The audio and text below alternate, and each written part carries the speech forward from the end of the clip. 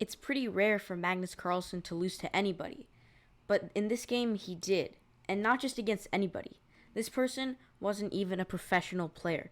No title, probably around 1600. And yeah, there's a crazy twist at the end. So Magnus opens up with e4, e5, and we have a standard Ruy Lopez.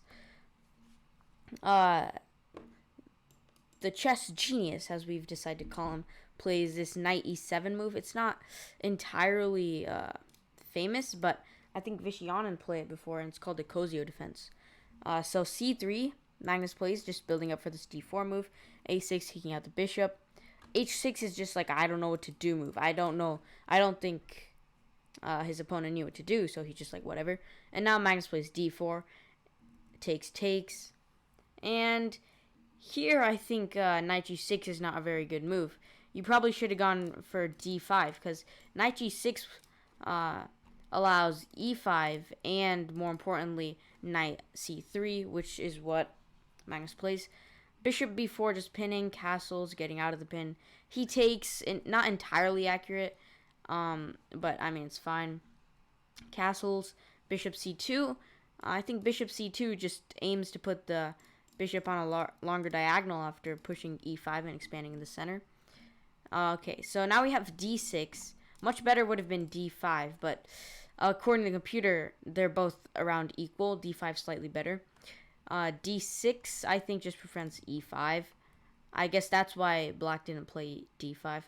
And now Magnus expands the center with d5 attacking this knight. Knight moves to the middle. Magnus also moves his knight to the middle. It's not a good move to take, because now, guess who has a knight in the middle? It's black. Okay. So Magnus moves knight to the middle here. And queen e7. I'm not able to understand that move, because what it really does is allow this knight to go to f5. But more importantly, f4 is very dangerous. So Magnus attacks this knight, and his opponent goes bishop g4, counterattacking the queen. Danger levels. Magnus moves his queen. Black retreats his knight. And then f5. It's a very nice move, because it attacks the knight, but it's planning something more devious. Knight moves to the middle, but here we see that the bishop is trapped after h3 and g4. And, yeah, black's forced to give up his bishop. And then this f6 move. f6 is basically a clearance sacrifice to go knight to f5. For example, if you take, then knight to f5 can be pretty dangerous. You get the knight in, it hits everything. It's when a knight infiltrates on the king side, it gets horrible. It gets absolutely horrible. And surprisingly, black plays the top engine move, which is queen e5, threatening checkmate. Magnus blocks this with bishop f4, threatening the queen. Now, we have queen h5. It looks like it threatens mate, but it actually doesn't, because this bishop. Magnus realizes this and takes the pawn on g7.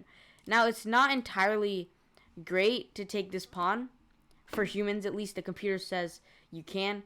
But usually taking this pawn can be kind of dangerous because of knight f5 ideas. But in this case, it's good for some reason. But yeah, black just moves rook e8. And Magnus plays queen g3, top engine move. I assume it's probably maybe doing some sacrifices here. I can't really explain this move, but it adds pressure to the knight, and it connects these rooks, which is the only reason I can actually get this. I'm not Magnus Carlsen. Knight f6 attacks his pawn, and here's where Magnus goes astray. He plays knight f5. You can see the eval bar just immediately going down. Magnus is up 2 points of material. He's up a bishop, and which is crazy because he's Magnus Carlsen. He's playing against an amateur, and he's a bishop up. There's no possible way for him to lose this. But after knight f5, it's equal because of knight e4, just winning an extra pawn. The line here is bishop takes, and then bishop d2, and look at this king. Look at this queen. Look at this rook trying to infiltrate the second rank. This is this queen, this knight. It's horrible. Magnus's king is basically like a pig in an oven. I don't know. But yeah, it's absolutely horrible. And Magnus doesn't even take. He plays an even worse move, queen g4. And Magnus doesn't even wait for his opponent to make a response. He just resigns on the spot. And this is because his idea was to go for a nice little knight fork here. but Magnus forgot it was check. But the problem is, the craziest thing is, Magnus touched his queen, touched the knight, okay? Magnus touched the knight, and according to rules, if you touch the knight, you have to capture it. And the only way you can capture this knight is with the queen. Magnus, like, literally waited 10 seconds, because he touched this knight on accident, and he was prepared to do this. He didn't even make this move, and then he just touched the knight, and then his queen, and he realized it.